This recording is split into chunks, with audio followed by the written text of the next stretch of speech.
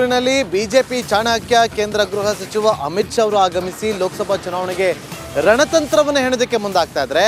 ಮತ್ತೊಂದು ಕಡೆ ಅವರದೇ ಪಕ್ಷದ ಮಾಜಿ ಸಚಿವ ಹಿರಿಯ ಬಿಜೆಪಿ ನಾಯಕ ಈಶ್ವರಪ್ಪ ಅವರು ಒಂದು ಶಾಕಿಂಗ್ ವಿಚಾರವನ್ನು ಹೇಳಿದ್ದಾರೆ.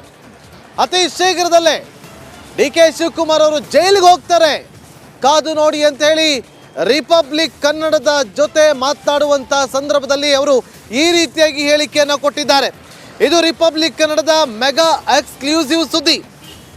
ರಿಪಬ್ಲಿಕ್ ಕನ್ನಡಕ್ಕೆ ಈಶ್ವರಪ್ಪ ಅವರು ಸ್ಫೋಟಕ ಹೇಳಿಕೆಯನ್ನು ಕೊಟ್ಟಿದ್ದಾರೆ. ಜೈಲಿಗೆ ಹೋಗೋದು ಖಚಿತ ಡಿ.ಕೆ. ಶಿವಕುಮಾರ್, ಇದರಲ್ಲಿ ಯಾವುದೇ ಅನುಮಾನ ಬೇಡ. ಈಗಾಗಲೇ ತಿಹಾರ್ ಜೈಲಿಗೆ ಅರ್ಧ ಹೋಗಿ ಬಂದಿದ್ದಾರೆ, ಮತ್ತೊಮ್ಮೆ ಪೂರ್ತಿಯಾಗಿ ಜೈಲಿಗೆ ಹೋಗಿ ಅಲ್ಲೇ ಸೆಟಲ್ ಆಗಲಿದ್ದಾರೆ. ಡಿ.ಕೆ.ಶಿ ಸೆಟಲ್ಮೆಂಟ್ ಹೇಳಿಕೆಗೆ ಈಶ್ವರಪ್ಪ ಅವರು ಈ ರೀತಿಯಾಗಿ ಕೌಂಟರ್ ಅನ್ನ ಕೊಟ್ಟಿದ್ದಾರೆ. ಈಶ್ವರಪ್ಪ ಅವರ ಹೇಳಿಕೆಯ ವಿಚಾರವಾಗಿ ಡಿ.ಕೆ. ಶಿವಕುಮಾರ್ ಅವರೊಂದು ಸೆಟಲ್ಮೆಂಟ್ ಅನ್ನುವ ರೀತಿಯಲ್ಲಿ ಸ್ಟೇಟ್ಮೆಂಟ್ ಅನ್ನು ಕೊಟ್ಟಿದ್ರು. ಆ ವಿಚಾರವನ್ನ ಪ್ರಶ್ನೆ ಮಾಡಿದಾಗ ರಿಪಬ್ಲಿಕ್ ಕನ್ನಡಕ್ಕೆ ಮಾಜಿ ಸಚಿವ ಕೆ.ಎಸ್. ಈಶ್ವರಪ್ಪ ಅವರು ಈ ರೀತಿಯಾಗಿ ಹೇಳಿಕೆಯನ್ನು ಕೊಟ್ಟಿದ್ದಾರೆ. ಯಾವುದೇ ಅನುಮಾನ ಬೇಡ, ಅತಿ ಶೀಘ್ರದಲ್ಲೇ ಅವರು ಜೈಲಿಗೆ ಹೋಗ್ತಾರೆ ಎಂದಿದ್ದಾರೆ. ಹಾಗಾದ್ರೆ ಅವ್ರು ಏನಂತ ಜೈಲಿಗೆ ಇದ್ದು ಬೇಲಲ್ಲಿ ಇದ್ದಾರೆ. ಅವ್ರು ಹೇಳಿದ್ದಾರೆ ಅರ್ಧ ಸೆಟಲ್ಮೆಂಟ್ ಮಾಡಿದ್ದೀನಿ ಅಂತ. ಇದೊಂದು ಗೂಂಡಾ ಭಾಷೆ, ಇದು ಗೂಂಡಾ ಭಾಷೆ. ಇದು ಇಂಥ ಭಾಷೆಗೆ ನಾನು ಬಗ್ಗೋನಲ್ಲ, ಹೆದರೋನಲ್ಲ. ಇದು ಹಂಗಂದರೆ ಈಗ ನಾನು ಅದಕ್ಕೋಸ್ಕರ ಹೇಳ್ತೀನಿ, ಈಗ ಅರ್ಧ ಜೈಲಿಗಿದ್ದು ಬೇಲಲ್ಲಿ ಇದ್ದಾರೆ, ಹೊರಗೆ ಬಂದಿದ್ದಾರೆ ಡಿ.ಕೆ. ಶಿವಕುಮಾರ್. ಹೌದು, ನನಗೆ ಬಗ್ಗೆ ಹೇಳಿದ್ರು ಅವರು, ನಾನು ಈಗ ಸ್ವಲ್ಪ ಸೆಟಲ್ಮೆಂಟ್ ಮಾಡಿದ್ದೀನಿ ಅಂತ. ನಾನು ಹೇಳ್ತೀನಿ, ನಿಮ್ಮ ಸೆಟಲ್ಮೆಂಟ್ ಆಗಿ ತಿಹಾರ್ ಜೈಲಿಗೆ ಹೋಗ್ಬಿಟ್ಟು ಬಂದಿದ್ದೀರಿ, ಇನ್ನೂ ಪೂರಾ ಸೆಟಲ್ಮೆಂಟ್ ಆಗೋದಕ್ಕೆ ತಿಹಾರ್ ಜೈಲಿಗೆ ಮತ್ತೆ ನೀವು ಹೋಗೋರಿದ್ದೀರಿ, ಇದರಲ್ಲಿ ಯಾವ ಅನುಮಾನನೂ ಇಲ್ಲ ಅನ್ನೋ ಮಾತನ್ನು ನಾನು ಹೇಳೋಕ್ಕೆ ಇಷ್ಟಪಡ್ತೀನಿ. ಅವ್ರು ಹೇಳಿದ್ದಾರೆ ಅರ್ಧ ಸೆಟಲ್ಮೆಂಟ್ ಮಾಡಿದ್ದೀನಿ ಅಂತ. ಇದೊಂದು ಗೂಂಡಾ ಭಾಷೆ, ಇದು ಗೂಂಡಾ ಭಾಷೆ. ಇದು ಇಂಥ ಭಾಷೆಗೆ ನಾನು ಬಗ್ಗೋನಲ್ಲ, ಹೆದರೋನಲ್ಲ. ಇದು ಹಂಗಂದರೆ ಈಗ ನಾನು ಅದಕ್ಕೋಸ್ಕರ ಹೇಳ್ತೀನಿ, ಈಗ ಅರ್ಧ ಜೈಲಿಗಿದ್ದು ಬೇಲಲ್ಲಿ ಇದ್ದಾರೆ, ಹೊರಗೆ ಬಂದಿದ್ದಾರೆ ಡಿ.ಕೆ. ಶಿವಕುಮಾರ್. ಹೌದು, ನನಗೆ ಬಗ್ಗೆ ಹೇಳಿದ್ರು ಅವರು, ನಾನು ಈಗ ಸ್ವಲ್ಪ ಸೆಟಲ್ಮೆಂಟ್ ಮಾಡಿದ್ದೀನಿ ಅಂತ. ನಾನು ಹೇಳ್ತೀನಿ, ನಿಮ್ಮ ಸೆಟಲ್ಮೆಂಟ್ ಆಗಿ ತಿಹಾರ್ ಜೈಲಿಗೆ ಹೋಗ್ಬಿಟ್ಟು ಬಂದಿದ್ದೀರಿ, ಇನ್ನೂ ಪೂರಾ ಸೆಟಲ್ಮೆಂಟ್ ಆಗೋದಕ್ಕೆ ತಿಹಾರ್ ಜೈಲಿಗೆ ಮತ್ತೆ ನೀವು ಹೋಗೋರಿದ್ದೀರಿ, ಇದರಲ್ಲಿ ಯಾವ ಅನುಮಾನನೂ ಇಲ್ಲ ಅನ್ನೋ ಮಾತನ್ನು ನಾನು ಹೇಳೋಕ್ಕೆ ಇಷ್ಟಪಡ್ತೀನಿ. ಅವ್ರು ಹೇಳಿದ್ದಾರೆ ಅರ್ಧ ಸೆಟಲ್ಮೆಂಟ್ ಮಾಡಿದ್ದೀನಿ ಅಂತ. ಇದೊಂದು ಗೂಂಡಾ ಭಾಷೆ, ಇದು ಗೂಂಡಾ ಭಾಷೆ. ಇದು ಇಂಥ ಭಾಷೆಗೆ ನಾನು ಬಗ್ಗೋನಲ್ಲ, ಹೆದರೋನಲ್ಲ. ಇದು ಹಂಗಂದರೆ ಈಗ ನಾನು ಅದಕ್ಕೋಸ್ಕರ ಹೇಳ್ತೀನಿ, ಈಗ ಅರ್ಧ ಜೈಲಿಗಿದ್ದು ಬೇಲಲ್ಲಿ ಇದ್ದಾರೆ, ಹೊರಗೆ ಬಂದಿದ್ದಾರೆ ಡಿ.ಕೆ. ಶಿವಕುಮಾರ್. ಹೌದು, ನನಗೆ ಬಗ್ಗೆ ಹೇಳಿದ್ರು ಅವರು, ನಾನು ಈಗ ಸ್ವಲ್ಪ ಸೆಟಲ್ಮೆಂಟ್ ಮಾಡಿದ್ದೀನಿ ಅಂತ. ನಾನು ಹೇಳ್ತೀನಿ, ನಿಮ್ಮ ಸೆಟಲ್ಮೆಂಟ್ ಆಗಿ ತಿಹಾರ್ ಜೈಲಿಗೆ ಹೋಗ್ಬಿಟ್ಟು ಬಂದಿದ್ದೀರಿ, ಇನ್ನೂ ಪೂರಾ ಸೆಟಲ್ಮೆಂಟ್ ಆಗೋದಕ್ಕೆ ತಿಹಾರ್ ಜೈಲಿಗೆ ಮತ್ತೆ ನೀವು ಹೋಗೋರಿದ್ದೀರಿ, ಇದರಲ್ಲಿ ಯಾವ ಅನುಮಾನನೂ ಇಲ್ಲ ಅನ್ನೋ ಮಾತನ್ನು ನಾನು ಹೇಳೋಕ್ಕೆ ಇಷ್ಟಪಡ್ತೀನಿ. ಅವ್ರು ಹೇಳಿದ್ದಾರೆ ಅರ್ಧ ಸೆಟಲ್ಮೆಂಟ್ ಮಾಡಿದ್ದೀನಿ ಅಂತ. ಇದೊಂದು ಗೂಂಡಾ ಭಾಷೆ, ಇದು ಗೂಂಡಾ ಭಾಷೆ. ಇದು ಅವ್ರು ಹೇಳಿದ್ದಾರೆ ಅರ್ಧ ಸೆಟಲ್ಮೆಂಟ್ ಮಾಡಿದ್ದೀನಿ ಅಂತ. ಇದೊಂದು ಗೂಂಡಾ ಭಾಷೆ, ಇದು ಗೂಂಡಾ ಭಾಷೆ. ಇದು ಇಂಥ ಭಾಷೆಗೆ ನಾನು ಬಗ್ಗೋನಲ್ಲ, ಹೆದರೋನಲ್ಲ. ಇದು ಹಂಗಂದರೆ ಈಗ ನಾನು ಅದಕ್ಕೋಸ್ಕರ ಹೇಳ್ತೀನಿ, ಈಗ ಅರ್ಧ ಜೈಲಿಗಿದ್ದು ಬೇಲಲ್ಲಿ ಇದ್ದಾರೆ, ಹೊರಗೆ ಬಂದಿದ್ದಾರೆ ಡಿ.ಕೆ. ಶಿವಕುಮಾರ್. ಹೌದು, ನನಗೆ ಬಗ್ಗೆ ಹೇಳಿದ್ರು ಅವರು, ನಾನು ಈಗ ಸ್ವಲ್ಪ ಸೆಟಲ್ಮೆಂಟ್ ಮಾಡಿದ್ದೀನಿ ಅಂತ. ನಾನು ಹೇಳ್ತೀನಿ, ನಿಮ್ಮ ಸೆಟಲ್ಮೆಂಟ್ ಆಗಿ ತಿಹಾರ್ ಜೈಲಿಗೆ ಹೋಗ್ಬಿಟ್ಟು ಬಂದಿದ್ದೀರಿ, ಇನ್ನೂ ಪೂರಾ ಸೆಟಲ್ಮೆಂಟ್ ಆಗೋದಕ್ಕೆ ತಿಹಾರ್ ಜೈಲಿಗೆ ಮತ್ತೆ ನೀವು ಹೋಗೋರಿದ್ದೀರಿ, ಇದರಲ್ಲಿ ಯಾವ ಅನುಮಾನನೂ ಇಲ್ಲ ಅನ್ನೋ ಮಾತನ್ನು ನಾನು ಹೇಳೋಕ್ಕೆ ಇಷ್ಟಪಡ್ತೀನಿ. ಬೇರೆ ಯಾರ್ಯಾರನ್ನೋ ಹೆದರ್ಸ್ಕೋಬೋದು ಡಿ.ಕೆ. ಶಿವಕುಮಾರ್, ರಾಷ್ಟ್ರಭಕ್ತರಾದಂಥ ನನ್ನನ್ನಂಥ ಕಾರ್ಯಕರ್ತರನ್ನ ಹೆದರ್ಸ್ಕೊಳಕ್ಕೆ ಇವ್ರ ಕೈಯಲ್ಲಿ ಸಾಧ್ಯನೇ ಇಲ್ಲ ಅಂತ ಮಾತನ್ನು ಸ್ಪಷ್ಟವಾಗಿ ನಾನು ಹೇಳೋಕ್ಕೆ ಇಷ್ಟಪಡ್ತೀನಿ. ಸೆಟಲ್ಮೆಂಟ್ ಅಂದರೆ ಜೈಲಿಗೆ ಹೋಗ್ತಾರೆ ಅಂತ ನಿಮ್ಮ ಅರ್ಥ? 100 ಮತ್ತೆ ಜೈಲಿಗೆ ಹೋಗ್ತಾರೆ ರೀ, ಬೇಲಲ್ಲಿದ್ದಾರೆ, ಮತ್ತೆ 100 ಜೈಲಿಗೆ ಹೋಗ್ತಾರೆ, ಅನುಮಾನ ಬೇಡ. ಅರ್ಧ ಆಗಿದೆ, ಈಗ ಪೂರ್ಣ ಅವ್ರು ಮತ್ತೆ ಜೈಲಿಗೆ ಹೋಗೇನೆ ಆ ಫುಲ್ ಪನಿಷ್ಮೆಂಟನ್ನು ಅನುಭವಿಸಿ ಬರ್ತಾರೆ. ಅರ್ಧ ಸೆಟಲ್ಮೆಂಟ್ ಅಂತ ಹೇಳ್ತಾರಲ್ಲ, ಏನಂಗಂದ್ರೆ ಸರ್, ಏನು ಡಿ.ಕೆ. ಶಿವಕುಮಾರ್ ಹೇಳಿಕೆಯನ್ನು ಕೊಟ್ಟಿದ್ದಾರೆ, ಅದು ಸಂಬಂಧಪಟ್ಟಂತೆ ಕೂಡ ಮಾತಾಡೋಕ್ಕೆ ನಮ್ಮ ಜೊತೆ ಅವರು ಮಾತಾಡ್ತಾರೆ. ಸರ್, ಮೊದಲು ಅಮಿತ್ ಶಾ ಅವರು ಬಂದಿರುವಂಥದ್ದು ಚುನಾವಣೆ ಸಂಬಂಧಪಟ್ಟಂತೆ ಏನು ಕಾರ್ಯತಂತ್ರ, ಏನು ಯಾವ ಈ ದೇಶಕ್ಕೆ ಎರಡು ಕಣ್ಣುಗಳು ಇರೋ ರೂಪದಲ್ಲಿ ನರೇಂದ್ರ ಮೋದಿ ಮತ್ತು ಅಮಿತ್ ಶಾ ಅವರು ದೇಶವನ್ನು ರಕ್ಷಣೆ ಮಾಡೋದಕ್ಕೆ ಇರೋಂಥ ಕಟ್ಟಾಳುಗಳು ಅನ್ನೋದು ಇಡೀ ದೇಶ ಜನಕ್ಕೆ ಗೊತ್ತು.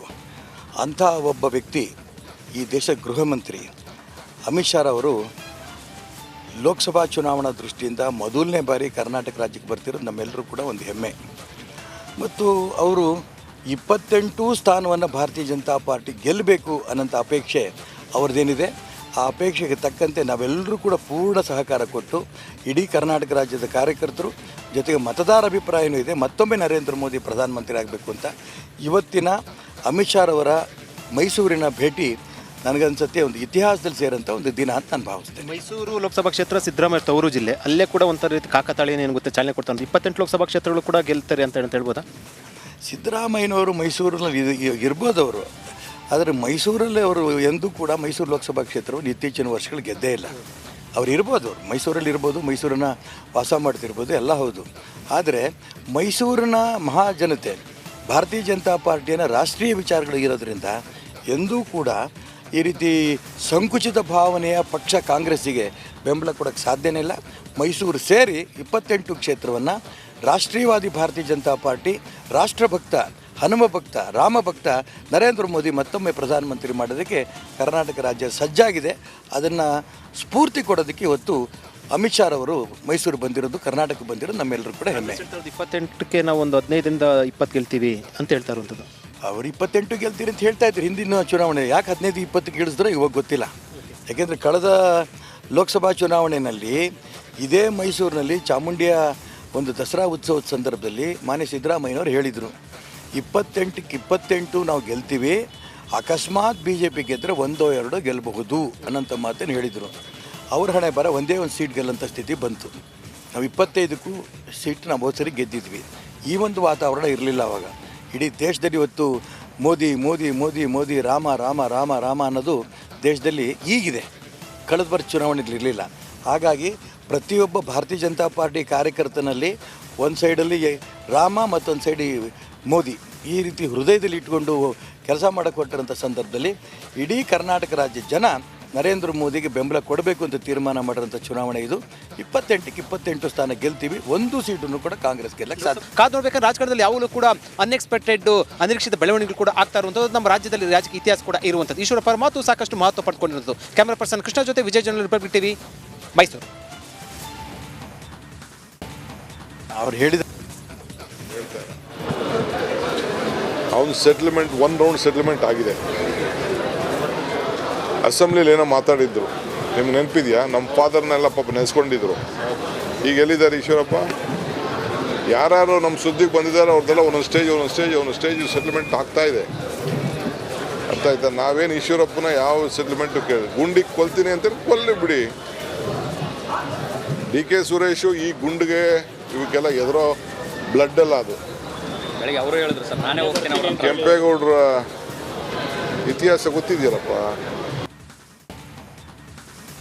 ಅವ್ರು ಹೇಳಿದ್ದಾರೆ ಅರ್ಧ ಸೆಟ್ಲ್ಮೆಂಟ್ ಮಾಡಿದ್ದೀನಿ ಅಂತ. ಇದೊಂದು ಗೂಂಡಾ ಭಾಷೆ, ಇದು ಗೂಂಡಾ ಭಾಷೆ. ಇದು ಇಂಥ ಭಾಷೆಗೆ ನಾನು ಬಗ್ಗೋನಲ್ಲ, ಹೆದರೋನಲ್ಲ. ಇದು ಹಂಗಂದರೆ ಈಗ ನಾನು ಅದಕ್ಕೋಸ್ಕರ ಹೇಳ್ತೀನಿ, ಈಗ ಅರ್ಧ ಜೈಲಿಲಿದ್ದು ಬೇಲಲ್ಲಿ ಇದ್ದಾರೆ, ಹೊರಗೆ ಬಂದಿದ್ದಾರೆ. DK ಶಿವಕುಮಾರ್ ಹೌದು, ನನಗೆ ಬಗ್ಗೆ ಹೇಳಿದ್ರು ಅವರು, ನಾನು ಈಗ ಸ್ವಲ್ಪ ಸೆಟ್ಲ್ಮೆಂಟ್ ಮಾಡಿದ್ದೀನಿ ಅಂತ. ನಾನು ಹೇಳ್ತೀನಿ, ನಿಮ್ಮ ಸೆಟ್ಲ್ಮೆಂಟ್ ಆಗಿ ತಿಹಾರ್ ಜೈಲಿಗೆ ಹೋಗ್ಬಿಟ್ಟು ಬಂದಿದ್ದೀರಿ, ಇನ್ನೂ ಪೂರಾ ಸೆಟ್ಲ್ಮೆಂಟ್ ಆಗೋದಕ್ಕೆ ತಿಹಾರ್ ಜೈಲಿಗೆ ಮತ್ತೆ ನೀವು ಹೋಗೋರಿದ್ದೀರಿ. ಇದರಲ್ಲಿ ಯಾವ ಅನುಮಾನನೂ ಇಲ್ಲ ಅನ್ನೋ ಮಾತನ್ನು ನಾನು ಹೇಳೋಕ್ಕೆ ಇಷ್ಟಪಡ್ತೀನಿ. ಅವ್ರು ಹೇಳಿದ್ದಾರೆ ಅರ್ಧ ಸೆಟ್ಲ್ಮೆಂಟ್ ಮಾಡಿದ್ದೀನಿ ಅಂತ. ಇದೊಂದು ಗೂಂಡಾ ಭಾಷೆ, ಇದು ಗೂಂಡಾ ಭಾಷೆ. ಇದು ಇಂಥ ಭಾಷೆಗೆ ನಾನು ಬಗ್ಗೋನಲ್ಲ, ಹೆದರೋನಲ್ಲ. ಇದು ಹಂಗಂದರೆ ಈಗ ಇದೇ ವಿಚಾರಕ್ಕೆ ಸಂಬಂಧಪಟ್ಟಂತೆ ಮತ್ತಷ್ಟು ಮಾಹಿತಿಯನ್ನು ಕೊಡೋದಕ್ಕೆ ನಮ್ಮ ಪೊಲಿಟಿಕಲ್ ಬ್ಯೂರೋ ಹೆಡ್ ಆಗಿರುವಂಥ ವಿಜಯ್ ಲೈವ್ನಲ್ಲಿ ಜಾಯ್ನ್ ಆಗಿದ್ರೆ. ವಿಜಯ್, ಇಂಥ ಸಂದರ್ಭದಲ್ಲಿ ಈಶ್ವರಪ್ಪ ಅವರು ಕೊಟ್ಟಿರುವಂಥ ಹೇಳಿಕೆ ಸಮಂಜಸನ? ಏಕೆಂದರೆ ಈಗ ಆಲ್ರೆಡಿ DK ಶಿವಕುಮಾರ್ ಅವರು ಒಮ್ಮೆ ಜೈಲಿಗೆ ಹೋಗಿ ಬಂದಿ ಆಗಿದೆ, ಮತ್ತೊಮ್ಮೆ ಜೈಲಿಗೆ ಹೋಗಿ ಬರ್ತೀನಿ ಅಂತ ಕೊಟ್ಟಿರುವಂಥ ಹೇಳಿಕೆ ಬಹಳ ಕುತೂಹಲ ಕೆರಳಿಸ್ತಾ ಇದೆ.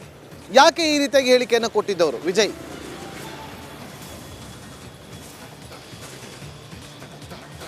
ನಾಗೇಂದ್ರ ಬಾಬು, ಈಶ್ವರಪ್ಪ ಕೊಟ್ಟಿರುವಂಥ ಹೇಳಿಕೆ ಒಂದು ರೀತಿಯಲ್ಲಿ ರಾಜಕೀಯ ಸಂಚಲನ ಜೊತೆಗೆ ಒಂದು ನಾನಾ ರೀತಿಯ ಚರ್ಚೆಯ ವಿಚಾರ ಆಗಿರುವಂಥದ್ದು.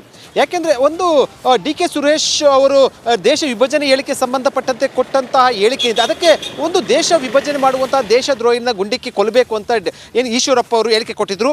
ಅದಕ್ಕೆ ಪ್ರತಿಕ್ರಿಯೆ ಕೊಡುವಂಥ ಸಂದರ್ಭದಲ್ಲಿ DK ಶಿವಕುಮಾರ್ ಒಂದು ಮಾತನ್ನು ಹೇಳಿದರು. ಅಂದರೆ ಒಂದು ಅದರ ರಾಜಕೀಯ ನಾನಾ ರೀತಿ ಅರ್ಥೈಸ್ಬೋದು. ಅದು ಒಂದು ಹೇಳಿಕೆ ಏನಿದೆ DK ಶಿವಕುಮಾರ್ ಹೇಳಿಕೆ, ನನ್ನ ವಿರುದ್ಧ ಮಾತಾಡಿದಂಥ ವ್ಯಕ್ತಿಗಳಿಗೆ ಈಗ ಕೂಡ ಅರ್ಧ ಸೆಟಲ್ಮೆಂಟ್ ಆಗಿದೆ ಅಂತ ಹೇಳೋ ಮೂಲಕ ಒಂದು ಮಾತನ್ನು ಹೇಳಿದ್ರು. ಆ ಮಾತೇನಿದೆ ಅದು ಅದಕ್ಕೆ ಸಂಬಂಧಪಟ್ಟಂತೆ ಮೊದಲ ಪ್ರತಿಕ್ರಿಯೆ ಈಶ್ವರಪ್ಪರವರಿಂದ ಮೈಸೂರಿನಲ್ಲಿ ರಿಪಬ್ಲಿಕ್ ಕನ್ನಡಕ್ಕೆ ಮಾತಾಡ್ತಾ ಇದಕ್ಕೆ ಪ್ರತಿಕ್ರಿಯೆ ಕೊಡ್ತಾ ಸಂದರ್ಭದಲ್ಲಿ ಒಂದು ಸ್ಫೋಟ ಹೇಳಿಕೆ ಕೊಟ್ಟಿರುವಂಥದ್ದು. ಡಿ.ಕೆ. ಶಿವಕುಮಾರ್ ಶೀಘ್ರದಲ್ಲಿ ಜೈಲಿಗೆ ಹೋಗ್ತಾರೆ.